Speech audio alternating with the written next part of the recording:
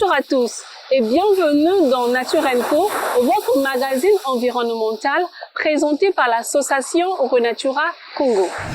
Le littoral des côtes congolaises est en danger. Ce ne sont pas des tempêtes spectaculaires ou encore des raz de marée qui le menacent, mais l'érosion qui, jour après jour, centimètre par centimètre, grignote les côtes.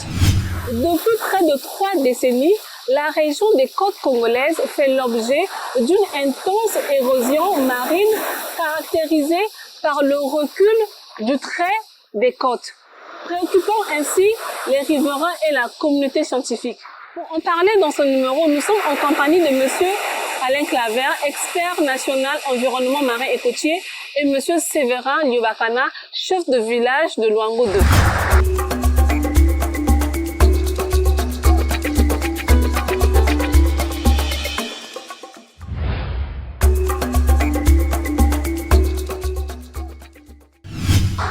Bonjour Monsieur Bachi. Bonjour Madame. Bienvenue dans Nature & Co. Merci. Pouvez-vous vous présenter? Alors je suis Alain Claver Bachi.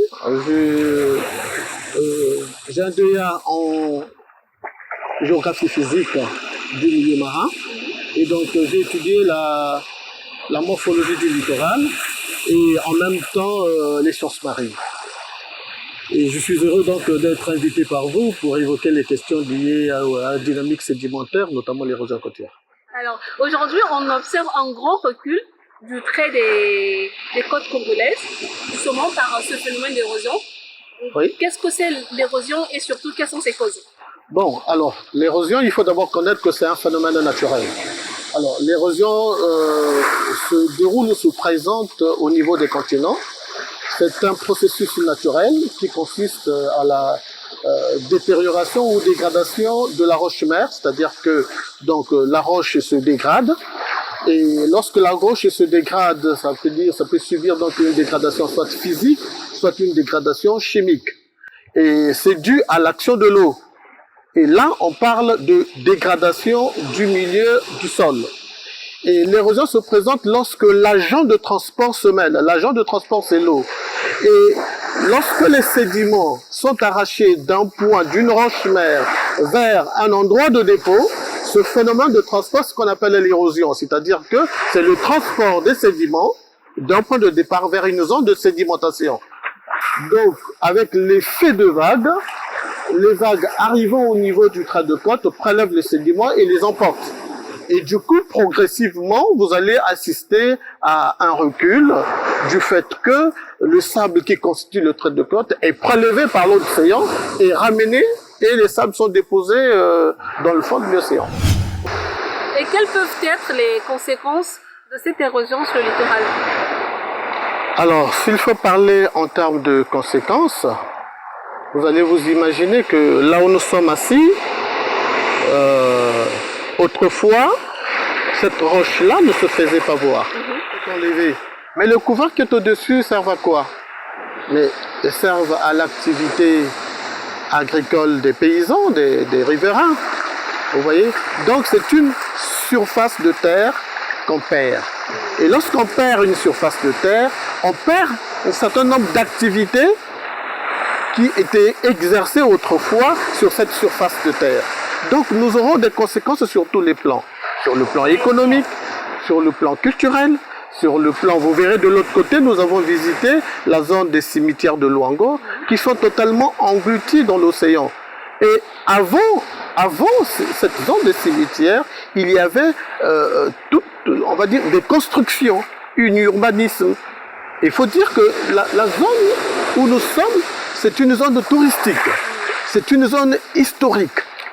Et donc, lorsqu'on perd ces surfaces-là, on perd pratiquement les traces, on va dire les indices de passage de nos aïeux sur cette zone-là. Donc, culturellement, historiquement, on perd un certain valeur liée à cette zone.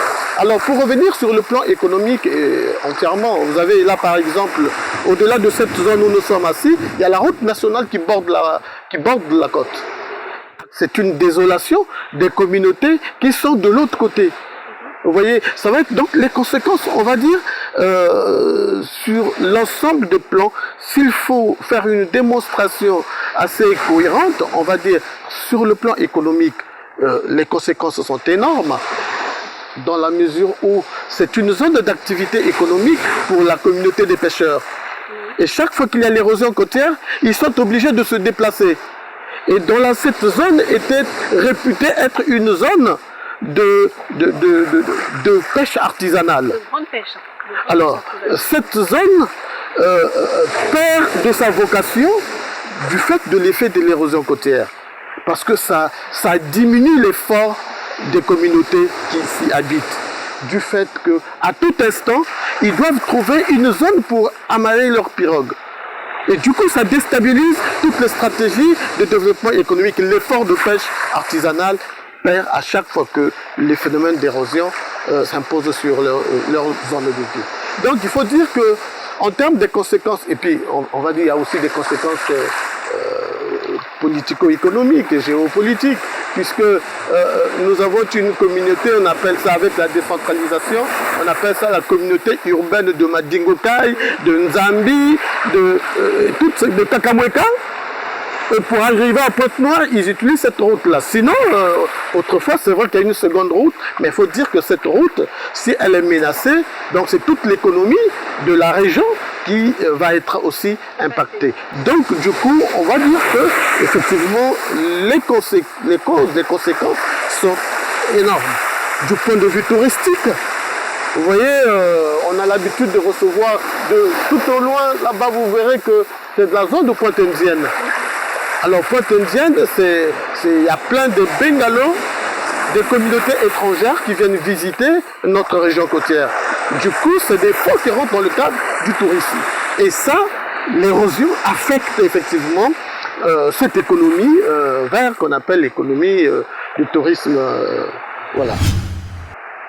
Face à toutes ces conséquences et autres, quels sont les écosystèmes qui peuvent protéger effectivement le littoral? Bon, on va dire qu'en matière de protection du littoral, oui, certains écosystèmes essaient d'atténuer, on va dire atténuer. Protéger en stricto sensu, non. Ces écosystèmes de mangroves protègent, atténuent l'effet de l'érosion côtière sur l'effet des vagues sur le continent.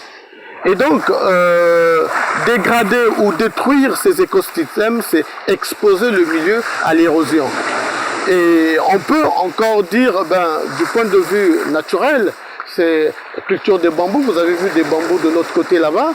Mais ces bambous, ça dépend sur quelle topographie de la zone a été installé ces végétaux.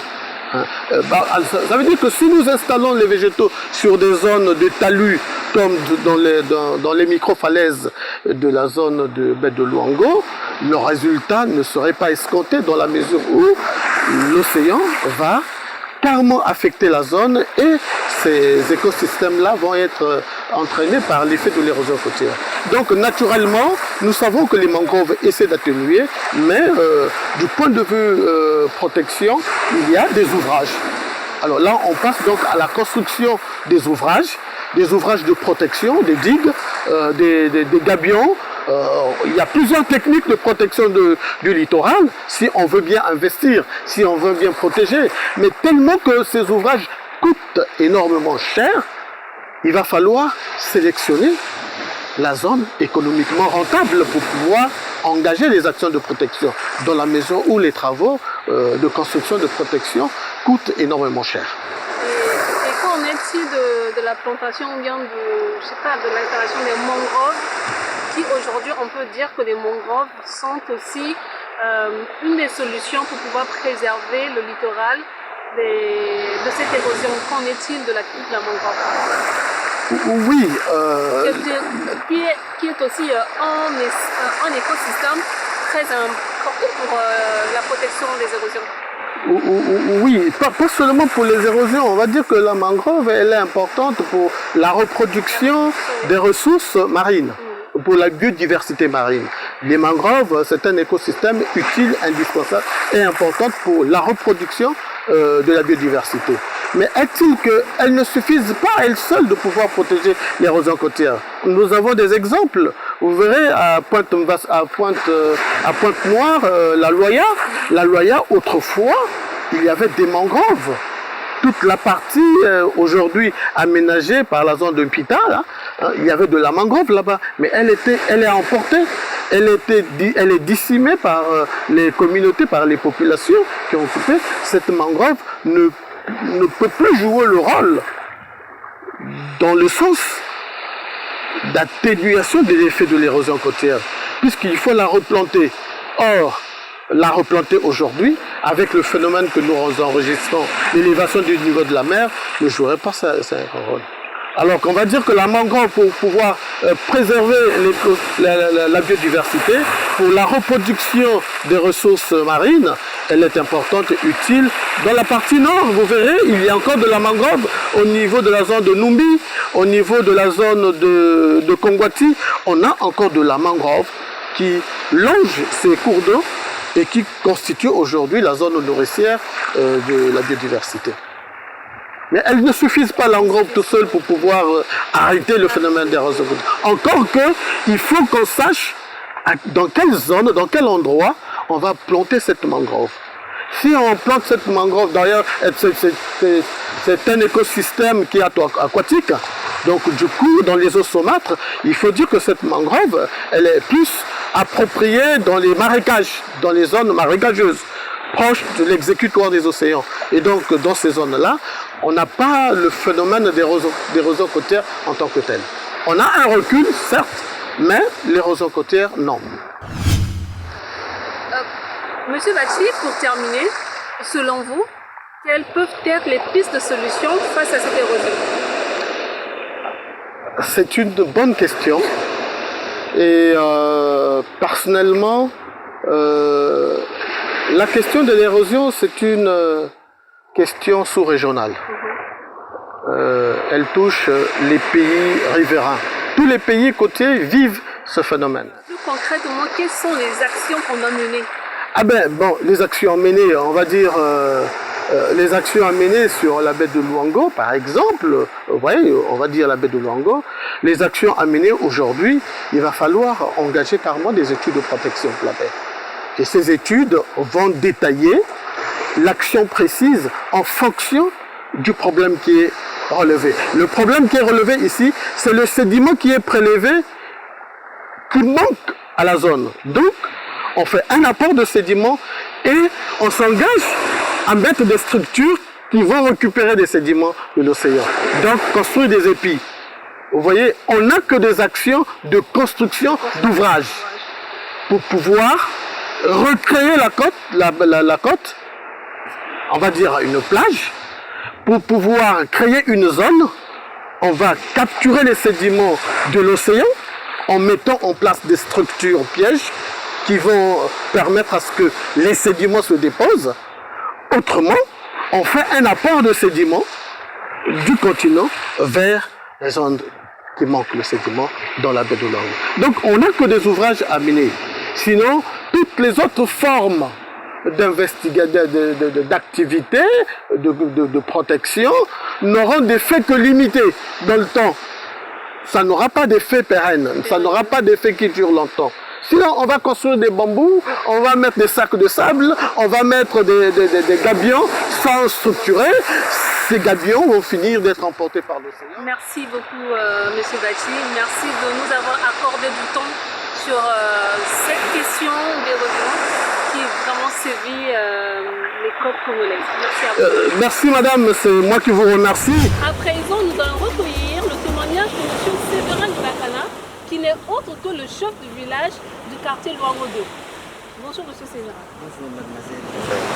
Lisette. Merci de nous recevoir de ce beau village de Luango 2. Enchanté de vous accueillir ce matin chez moi et faire votre connaissance. Merci à vous. Alors, où est-ce que nous sommes exactement, M. Séverin? Nous sommes au bord de la plage de Filassi, dans la contrée de Luango 2, là où je suis le responsable de proximité. Le phénomène d'érosion, comment est-ce que vous le vivez au quotidien? Bon, le phénomène d'érosion, vous savez que l'érosion c'est un phénomène saisonnier qui existe pendant des décennies. Et ça, c'est selon la loi de la création divine. Bon, donc, l'érosion en saison sèche, c'est partout, c'est un peu sec, c'est pas trop grave. Mais en saison de pluie, l'érosion devient très méchante. Parce que quand il a plu, eh bien, la puissance de la pluie vient ajouter la force à l'érosion pour qu'il fasse des dégâts horribles. Et surtout encore, quand elle se rencontre avec l'avancée marine, en tout cas, c'est très dangereux. Bon, maintenant, au quotidien, vous savez, regardez un peu comment est-ce que les pirogues sont là. Bon, donc, quand l'érosion a fait son affaire, peut-être qu'il a creusé. Il a laissé un creux, tout ça là. Donc, ce creux-là peut empêcher les pêcheurs de faire la navigation à haute mer. Ou bien alors, quand les pirogues sont à haute mer, ils ont des difficultés pour monter sur la terre ferme. Donc, il y a des tracasseries énormes. Il faut venir d'abord enterrer les trous, tout ça là, pour éradiquer tout ça là. Alors, vous voyez, c'est très dur, et tout le temps c'est comme ça. Donc, quand on a fini de faire l'amélioration sur enterrer des trous, tout, en ce moment-là, ou bien on fait descendre, on fait monter les pirogues sur la terre ferme en revenant de la pêche, ou bien on quitte la terre ferme pour aller en navigation. Voilà un peu comment est-ce que le quotidien est en train de vivre une souffrance énorme quand il s'agit de l'érosion. Et les pêcheurs, quelles sont les dispositions ou qu'est-ce qu'ils font pour pouvoir lutter contre cette érosion-là? Mais la lutte des pêcheurs artisanaux contre l'érosion, c'est juste une petite lutte de quelques minutes. Parce que tout de suite, si l'érosion a fait son affaire, bon, c'est difficile, bon, ils peuvent venir en courant, organiser une petite main d'œuvre et faire ce qu'il y a à faire, c'est bien. Mais ça va prendre combien de temps alors qu'il y a la pluie qui pointe à l'horizon. Donc si on a fait aujourd'hui l'amélioration, quand demain il y a la pluie, donc l'effort qu'on a fourni c'est en vain. Donc on sent toujours la difficulté qui reste permanente là. Voilà. Donc les pêcheurs artisanaux souffrent tellement. Voilà. Donc c'est ça notre grande peine. Voilà. Merci beaucoup, M. Sévérin. Voilà. Merci pour ce grand témoignage. Je vous en prie, mademoiselle. Toutefois, l'action de l'homme a une part de responsabilité. L'impact est considérable tant sur le développement durable qu'économique. Se pencher sur une gestion durable des sols et des écosystèmes. C'est sur cette note que notre émission touche à sa fin. Merci à nos invités et merci aussi à notre partenaire production GG Record. Pour plus d'actualités sur la protection de l'environnement, je vous invite à suivre la page Facebook de Renatura Congo ainsi qu'à visionner sa page YouTube pour suivre les précédentes émissions Nature & Co. Je vous dis à très bientôt.